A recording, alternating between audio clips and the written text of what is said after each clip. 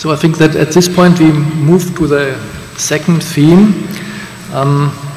Since we completed the crisis at least, or we solved the crisis at least in theory for now, we can move to the other part, critique.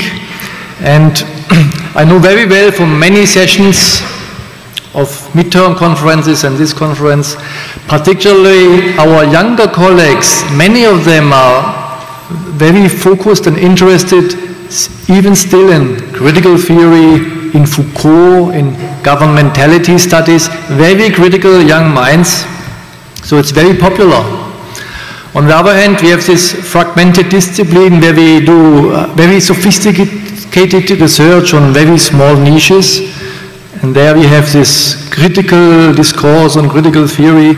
But now possibly is a moment where there is a connection between crisis and critique, where it is masterfully outlined by Reinhard Koselleck in his book, Critique and Crisis. But it seems to be not so easy with this critique. Many of us are very critical, but what is critique? The point is this a subject of research? Are we doing research on critique? It's in the field. Your opinion, is it critical? Is this critique? Or is critique in the mind of the researcher, a kind of philosophy of critique, critical theory? It's not so easy. What is it? And we found, when we read the proposals for semi-plenary sessions, we got two dozens of them, and we invited our research network people to submit proposals on crisis, critique, change, whatever. They should outline it according to their researches. And I can say most of them, nearly all, referred to crisis, and only one or two included critique, and also more marginal. And I think, summarizing this or overviewing it, I think possibly it's easy for us to do our researches on all different phenomena and call it a crisis. I do research on social problems, on industrial relations, and everywhere there is a crisis. So it's easy for us to call everything crisis. But what is critique? Possibly not so easy. And therefore we are glad that we identified a few new recent books. And one of them is authored by our guest speaker Stephan Lessenich from the University of Jena in Germany.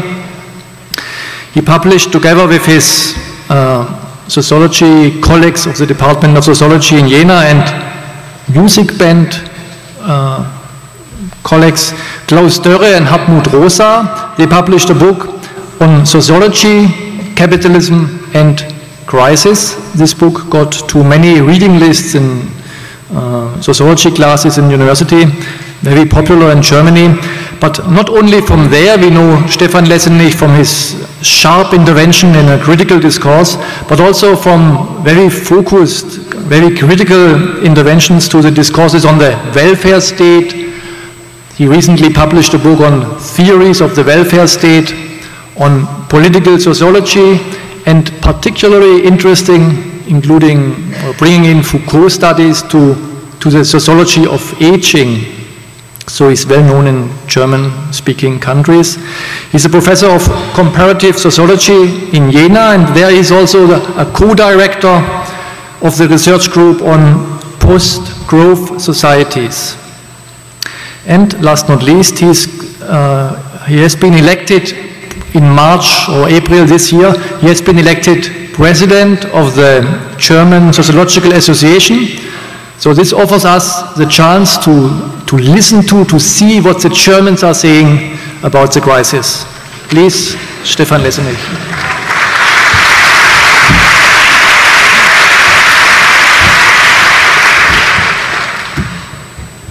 Yeah, thank you, Frank, for this kind introduction. I'm happy and honestly feel honored to be here tonight. So thank you for having me here, and thank you for being here. Though actually, thank you for being here. This is a guess because it's the first talk I'm giving, I think, where I can see the audience, though the audience is in the room, so not being on radio, TV. So hope you, well, I won't see any reactions by you, maybe for the better. Because the problem is going second to Mary is, well, please don't expect such a vivid talk by me, and don't expect any pretty PowerPoint slides. My son didn't want to paint anything for me for my PowerPoint, so I skipped them, and I thought, German as I am, I will read a manuscript, and you have to listen. But at least what I have is a sexy title, borrowed by Tina Turner in the first part. What's critique got to do with it? Crisis, sociology, and change. We are all socialists now. The English-speaking public learned, or at least could have done so, from the cover of Newsweek magazine back in February 2009. On the apex, or as it would seem in retrospect, the first apex of the transatlantic financial crisis, Newsweek envisioned a new era of big government and a formerly non-interventionist US polity becoming ever more European, or what was meant to be more alarming, quote Newsweek, as spending grows, we will become even more French. Becoming even and ever more French, that is what just seems to have happened to European sociology these last years. At first glance, we are all critics now. Critics of capitalism, or at least of finance, critics of post-democracy and social disintegration taking hold of European society. But are we really serious about it? Can we take sociology's critique of late neoliberalism, or if you like it more personally, sociologists' critique of Europe and the European social model Breaking Bad at face value? How critical is contemporary sociology when the going gets rough and its critical stance is put to the test? If the United States is said to be on the path towards socialism, what about all of us being critical sociologists then? And conversely, what might be asked in the first place, should sociology be critical at all?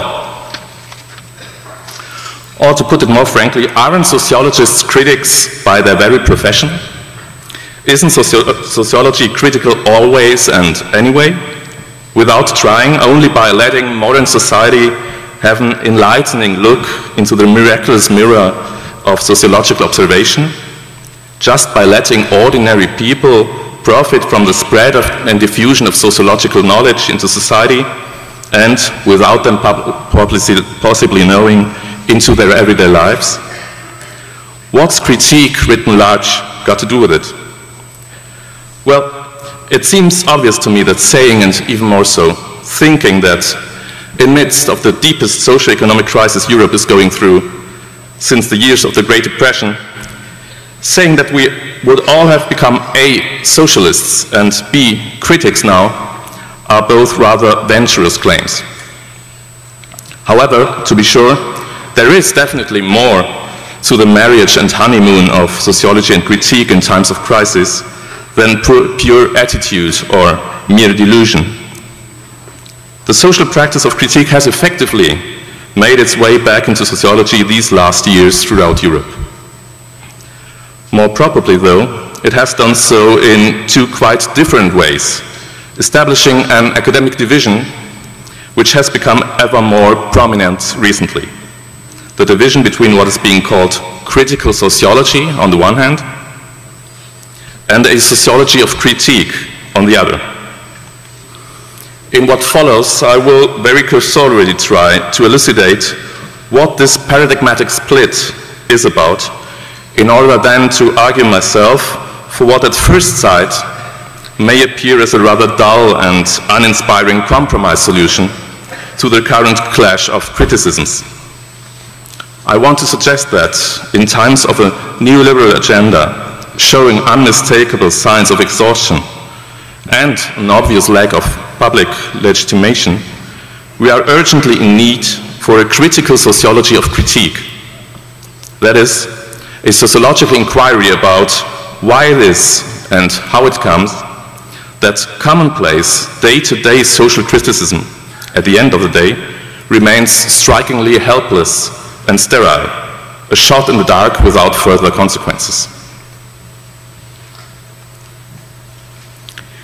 If sociology is often said to be critical per se, by implicitly challenging and questioning what common sense usually takes for granted, what does then make critical sociology particularly critical?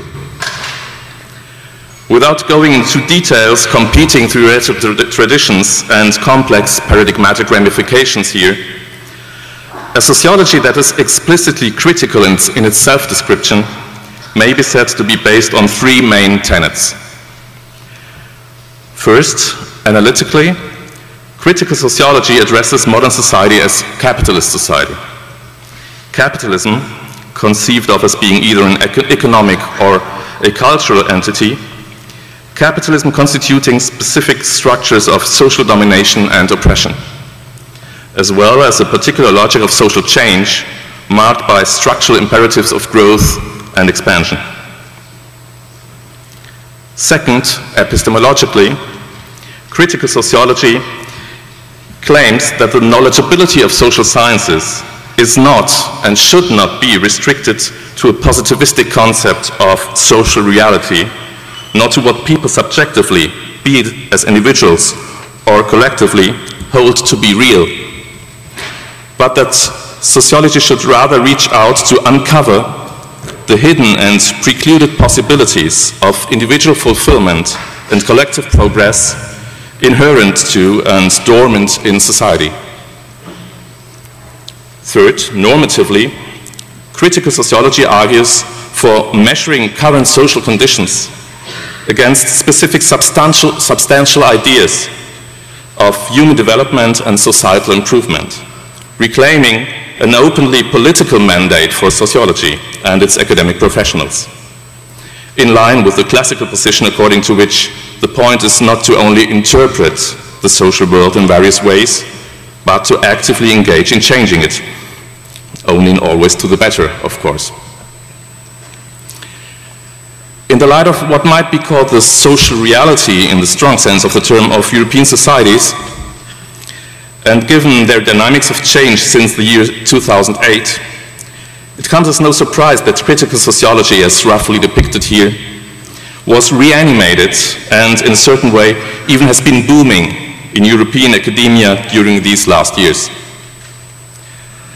Though not everybody in this room may conceive of him or herself as being a critical sociologist, hand up please, it seems plausible at any rate to assume that we are all sociologists now in this marvelous place, and as such you are all supposed to have at least an informed guess about what some important social indicators tell us about the living conditions of people in Europe today. But even if this supposition should apply, I want to spend 5 minutes of my precious time, for which I want to say thanks again to the organizers of the conference. I want to spend 5 minutes at least on illustrating the case, the empirical case for a critical sociology today.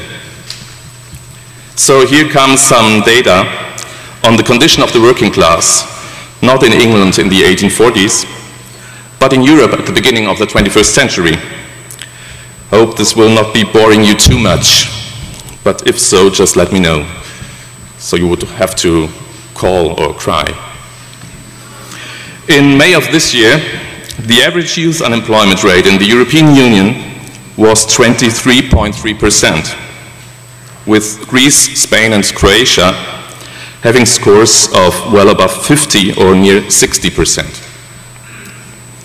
In Greece's Dυτική Macedonia, sorry for malpronunciation, region, or Spain's African exclave Ceuta, more than 7 out of 10 adolescents were searching for a job.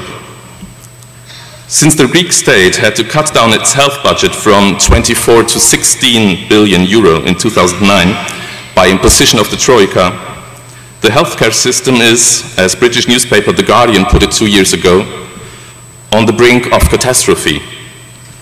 In order to keep functioning at all, it now has to rely on volunteers and donations, basically. Nothing new for well-informed, up-to-date sociologists. Always the same story of the impoverished European periphery. Okay, so let us move north to my country, Germany. The big war on debt profiteer of our times. While the lower third of German households in the national income distribution had to confront a real loss of income during the decade 2000-2010, the top decile's income increased by 12%, and the incomes of the top 1% by almost 50%, 50. In terms of property assets, 2/3 of the German population practically didn't own anything in 2007, whereas the upper decile of households disposed of nearly 2/3 of the total amount. So 10% of the population, 2/3 of private assets. Not really surprising for you folks, a sociologist's everyday business of social inequality? Then maybe a look at some selected data on life expectancy can cause you some discomfort. The average life expectancy of male Europeans, EU27 data, born in 2011, was statistically 77.4 years. Male Lithuanian newborn, however, have to face death already at age 68 on average. And again, what's about Germany, the bloomy homeland of wealth and prosperity, in this specific regard? Based on data for the years 2000-2004, life expectancy of affluent German men and women disposing of a household income above 4,500 euros per month was 80 and 87.2 years respectively, with both men and women of the poorest income category, less than 1,500 euros, having the average chance to die not less than 9 years earlier than their more fortunate compatriots. 9 more years on average. This is the life dividend rich people in a rich country can confidently count on, and which obviously is even much higher if compared not to poor people in their countries, but to the poor in poor countries. And remember that we are talking anyway here of the EU setting only, not even of the European or global setting. But to release you from further pain, only 2 more brute facts, literally speaking.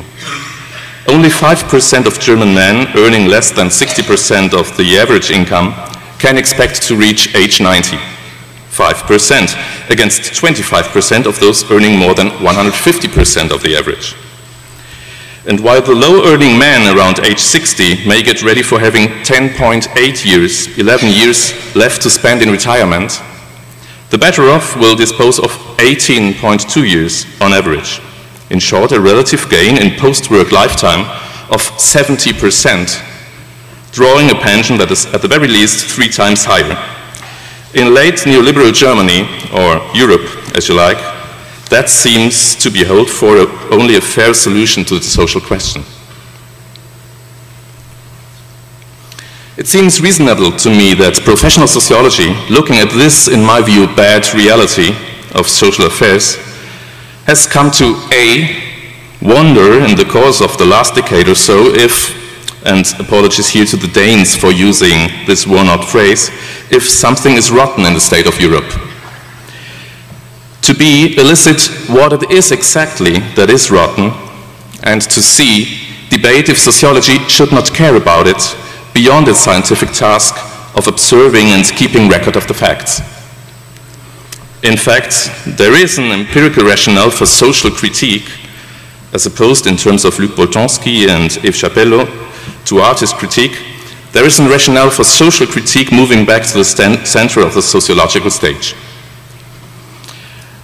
And the empirical rationale is particularly strong because even if the return of social critique into sociology these last years is obviously driven by the current crisis, the social reality addressed by this critique is not at all a matter of a transient economic conjuncture, but is certainly a structural phenomenon, an issue directly related and inextricably linked to the standard operating procedures of modern, now late modern capitalism. It was Bruno Latour who somewhat surprisingly and as early as in the year 2004 manifested a certain discomfort with the culturalist turn in the social sciences, arguing that in a way it had contributed from within to a larger process in which the critical vein of sociology was gradually but effectively decomposing, corroding, and dissolving.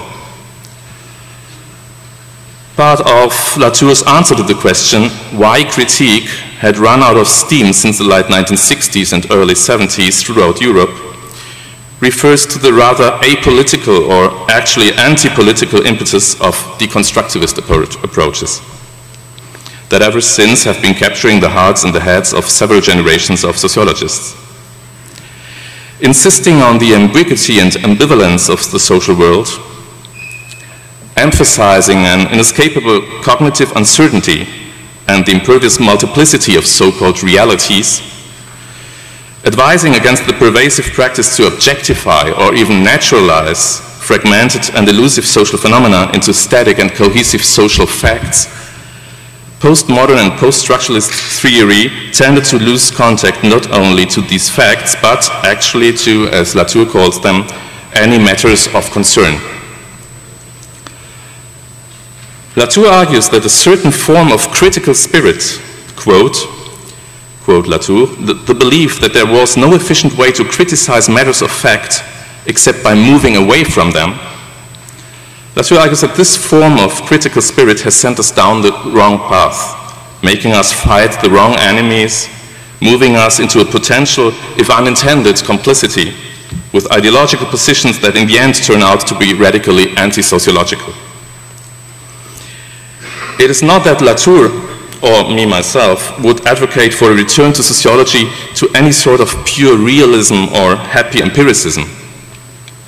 What he suggests is that, quote, the critical mind, if it is to renew itself and be relevant again, is to be found in a stubbornly realist attitude, but a realism dealing with matters of concern, not matters of fact, end of quote. What social matters of concern might be about, Latour himself, for example, refers to global climate change and to its ideological deconstruction as a matter of fact by dubious political entrepreneurs. What social matters of concern might be is spelled out quite convincingly by Latour's French colleague Luc Boltanski in the context of his pragmatic sociology of social domination. For Boltanski, or Boltanski, je ne sais pas, the practice of critique operates by dissolving given relations while establishing new ones.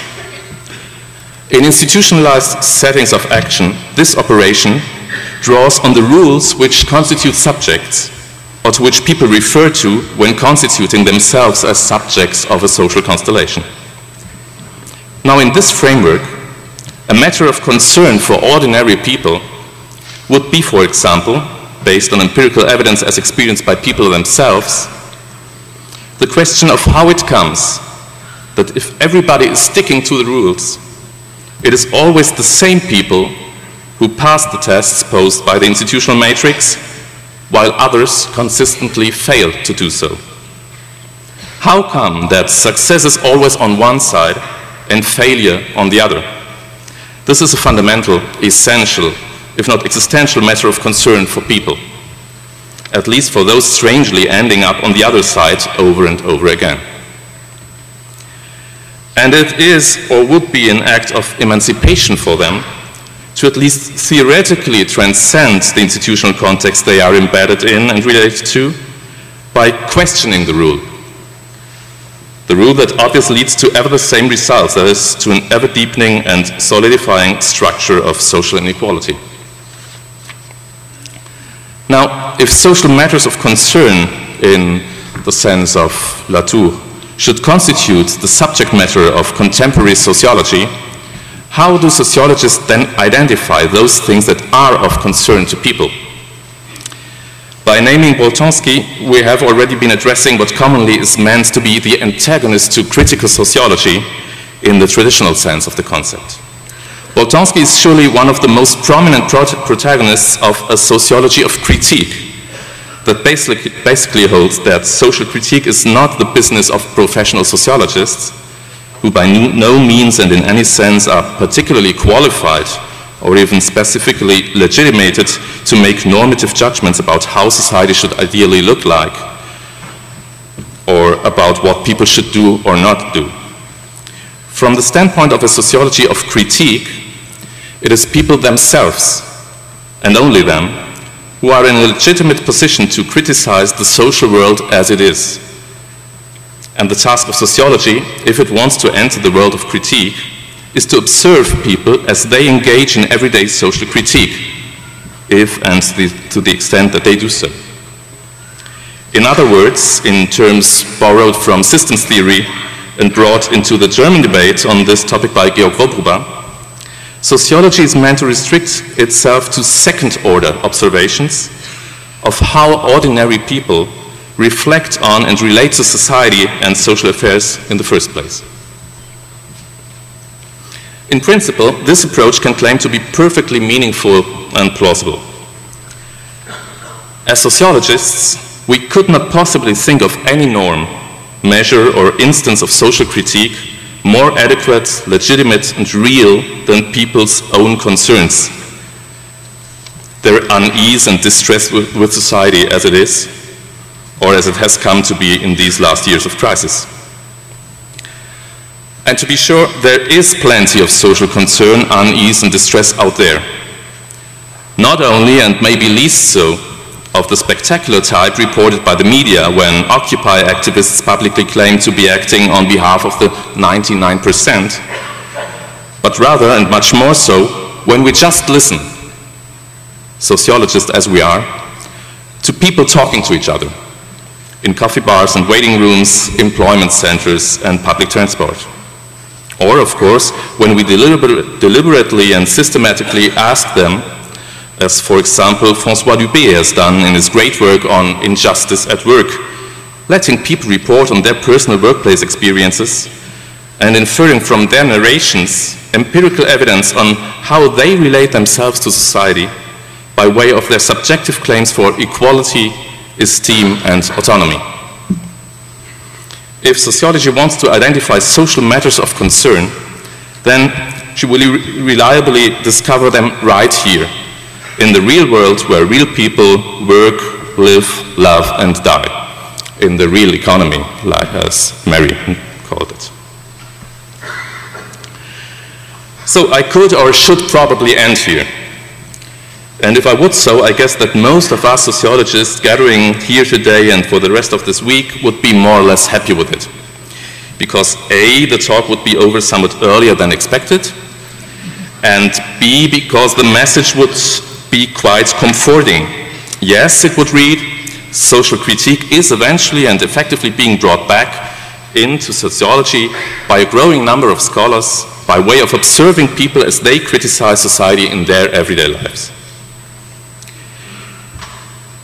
If I dare to continue my talk for 5 more minutes, however, it is to ask, without having myself a conclusive answer to it, if this really is what critical sociology is, or at best can be about.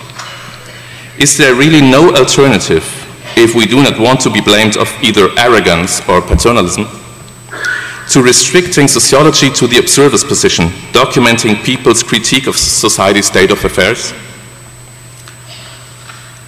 What does the fact that people raise their matters of concern day by day, while things remain the same anyway, mean to sociologists? And how should they deal with people's social critique remaining inconsequential? How does sociology relate to a society in which people's critical practice evaporates and trickles away without seemingly having any practical consequences? A society where this strange extinction of everyday critique happens not by chance, but systematically. In my view, what could be understood as a critical sociology of critique would at least have to ask the question of how it comes that people's critique does not imply change. Why is it that people's everyday criticism laid open by the sociology of critique does not lead to a change in the things people criticize?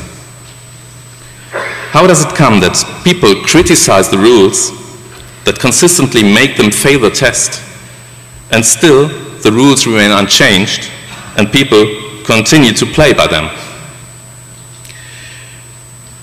It would seem to me that if sociology would dare to identify the problem behind this problem, she would have to refer to the dominant rules just as well as to people bemoaning them and at the same time sticking to them.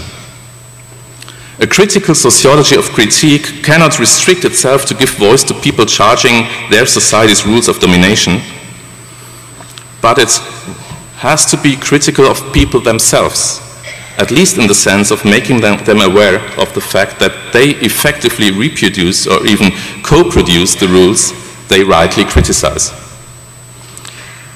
To be sure, in a neoliberal societal regime operating through the subjectification of work and effort, progress and success, it is ordinary people who typically tend to contribute themselves to the reproduction or even the co-production of those allegedly systemic forces they simultaneously criticize.